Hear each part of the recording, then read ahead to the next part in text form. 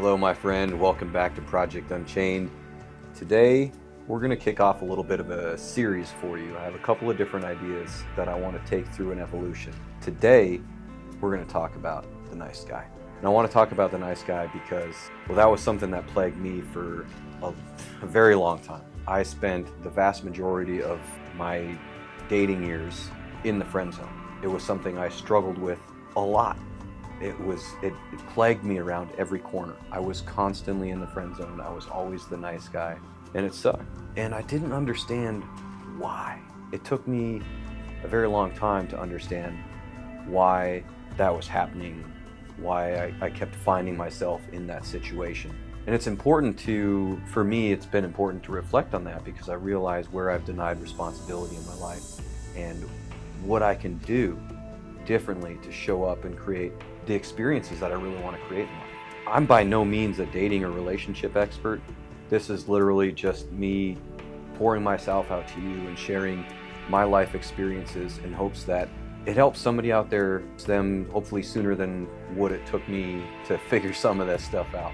I think it's really important that we kind of start off with a bit of a definition. For this purpose, for this conversation, the definition of a nice guy: a person who puts the needs of others ahead of their own in an effort to win affection. It's specifically related to dating. It doesn't work like that. And that's how I spent a lot of my efforts in courtship, in trying to win a girl over, would be to do these acts of kindness, do these acts of being this nice person in hopes that they'd see me being nice and they would then just magically like me. There's all kinds of reasons why that doesn't work. One of the biggest reasons why that doesn't work is because when we operate in that sense of doing something nice for somebody else and we're supposed to get something in return, that's, whether you realize it or not, acting with a sense of entitlement. And whether people want to admit it or not, the female counterpart can pick up on that energy, pick up on that sense of entitlement. They can pick up on that and they can feel that. And it's not attractive, so they're not going to want to give you that affection back. It can be difficult because that seems to be the tactic, but that's also the thing, is that it becomes a tactic. So it's almost a form of manipulation. It is a form of manipulation. When we're doing these things with expectation that we're going to get something in return without speaking about it. That's the key. It's different if I say, hey, I'll help you move if you help me move, and you agree on it, compared to if you're doing something nice for somebody and say you buy them flowers and you expect them to want to go out on a date with you, and then it doesn't happen and now you're mad. Well, you didn't communicate that. You didn't say, oh, I'll buy you flowers if you go out with me. So that's the thing. When you do something for somebody with that expectation and it's not reciprocated, you're going to be really upset, and it's going to detract from your mood and the quality of your life and all those different things. It's going to pull you down.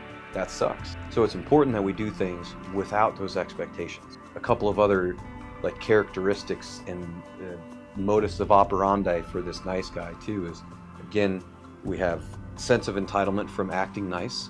You are upset when it's not reciprocated. There is this desire to impress other people, particularly these people you're trying to win over in court.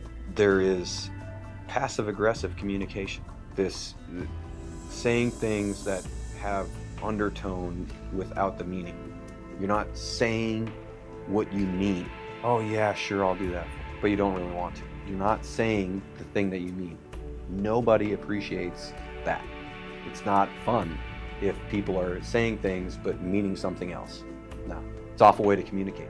Another thing that the nice guy does, and I'm guilty of all these things in my past. I'm guilty of all these things. I did them all. I unconsciously was using them again as tactics to try and win somebody's affection. Half-truths. It would commonly have these half-truths and kind of side skirt the truth in an attempt to make myself look better. And it just doesn't work out. And I realize on reflection and finding a bit more of myself and gaining more confidence that I didn't feel good about that. That never made me feel good about me, to try and hide who I was and hide half-truths and only show the good parts but not the bad parts. That doesn't set anybody up for a good relationship, a sustainable relationship, a meaningful and joyful relationship is not ever going to be built on a foundation of half-truths. It doesn't work. So we need to be able to move past that. There's multiple layers in it. There's people-pleasing behaviors. There's where do these behaviors come from? What are their roots? Where are they associated with? And our lack and inability to be authentic and express ourselves in an authentic nature. All those play into this idea and this role of the nice guy.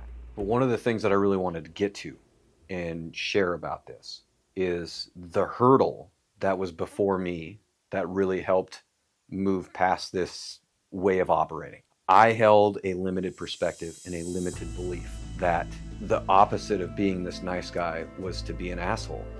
And I didn't want to be an asshole. That wasn't how I wanted to operate. It didn't align with the way that I felt good. I like to do nice things for people.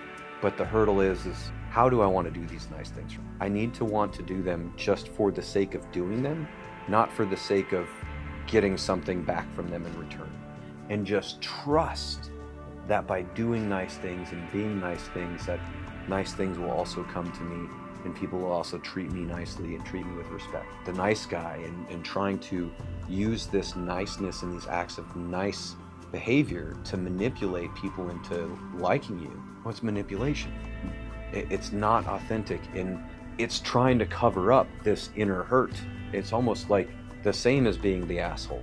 And when I had this realization that you can be nice and be respectful and be kind and be caring and being compassionate while also not being the nice guy. The opposite is not being an asshole. Once I realized that and was able to see a bigger picture, a broader picture, and shift that perspective, I was able to get over that hurdle and move forward and get past that tripping hazard. And one of the things to kind of think about that perspective, almost any time we think that there's one or the other, there's nice or there's an asshole, there's a whole range of being in between those two states. There is a giant spectrum of ways to operate and be. It's not just one end or the other. There is a range in which we can operate. That exists for nearly everything, whether it be nice or asshole, whether it be right wing, left wing, whatever it is. All those spectrums all hold the capacity, and we all hold the capacity to have ebb and flow across the spectrum of that existence. Realizing that existed was the thing that allowed me to move and blend where I needed to, where I felt more comfortable and natural and aligned. My challenge for you right now to get started on this is to understand and try to seek to understand what the hurdle is for you, whether it be in your past or still kind of one of those ones that you're tripping over right now. Understand what keeps you still being that nice guy. Especially for the gentleman out there, the challenge is to try to understand and have an awareness to that hurdle, to that tripping hazard. What keeps your perspective narrow? What keeps you thinking small and one-sided instead of expanding and looking at the big picture and realizing that there is this spectrum of existence? And then try to understand if you feel like you've gone past that hurdle, if you've overcome this way of operating in your life already. Is it gone, or is it just smaller? Is it an easier tripping hazard to navigate, or have you eliminated? Because I think that can also be beneficial when we have that awareness and we realize some of those things from our past, is we can assess how that might still be showing up and creating some limitations in our present to push them away and get them out of our existence. And the reason why this is important, we want to have some awareness around this, because the awareness is the agent of change. We can't create change without being aware that that hurdle exists in the first place. You'll never be able to jump over it. You'll never be able to go around it if you're not aware that it exists and is there in front of you. That's the point of this challenge. That's where we want to start. And we're going to expand again over the course of the next couple of videos. So I hope to have you back. I hope you continue to join me. I appreciate your time. I thank you for liking this video. Yeah, hit the little like button and subscribe to the channel. We'll see you all in the next one. Let's get unchained.